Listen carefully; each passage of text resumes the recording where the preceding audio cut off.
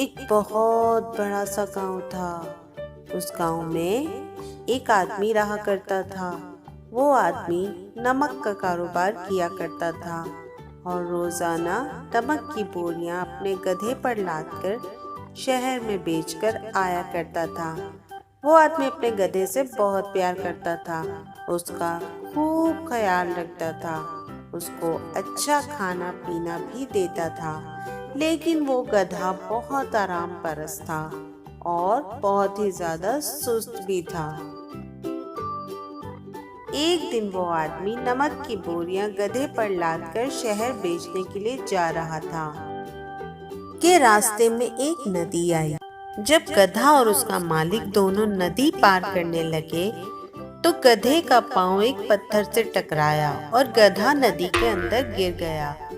लेकिन गधा जैसे ही नदी में गिरा वो सारा नमक भी पानी के अंदर जाकर घुल गया। गधे ने कहा, अरे वाह, मेरी बोरियों का वजन कम कैसे हो गया। मालिक ने जब ये देखा कि मेरा तो सारा नमक ही बर्बाद हो गया है, उसने सोचा अब क्या करूं? अब शहर जाने का क्या फायदा, अब तो वापस गांव ही जाना पड़ेगा। और वो गधे को लेकर वापस अपने घर की तरफ चल पड़ा।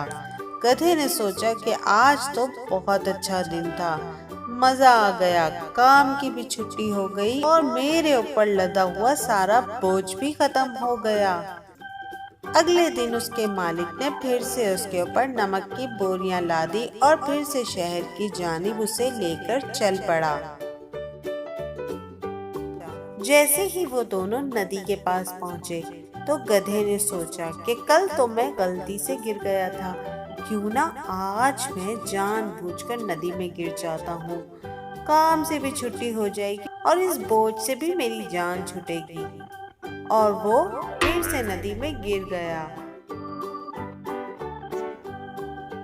अब ये गधे का रोज का मामूल बन चुका था। वो जैसे ही नदी को पार करने लगता और वैसे ही वो नदी में गिर जाता था और उसका सारा नमक घुल जाता था। अब तो उसके मालिक को उस पर बहुत गुस्सा आने लगा और उसे उस पर शक हो गया कि ये गधा जानबूझकर पानी में गिर जाता है। उसका बहुत नुकसान हो चुका था। उसकी काफी सारी नमक की बोरियां पानी में घुल चुकी थी। मालिक के जहन में उस गधे को सुधारने के लिए एक तरकीब आई।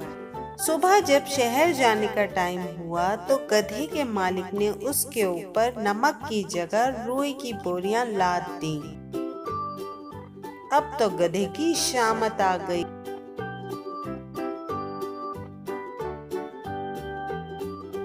गधे ने फिर से वही हरकत की और नदी पार करते हुए नदी में गिरने का ड्रामा किया।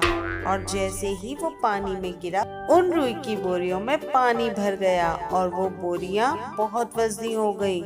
गधा हैरान हो गया, अरे ये क्या, मुझसे तो उठा भी नहीं जा रहा, आज ये क्या हो गया। लगता है मेरे मालिक को मुझ पर शक हो गया है। और उसका मालिक जोर जोर से हंसने लगा। उससे कहा कि तुम मुझे बहुत दिनों से बेवकूफ बना रहे हो, आज के बाद ये सब कुछ नहीं चलेगा। और गधे को समझ में आ गई कि काम चोरी करने से सिर्फ नुकसान ही होता है और गधे को समझ में आ गई कि अब ये सब कुछ नहीं चलेगा और उसे अपना काम ईमानदारी से करना ही पड़ेगा।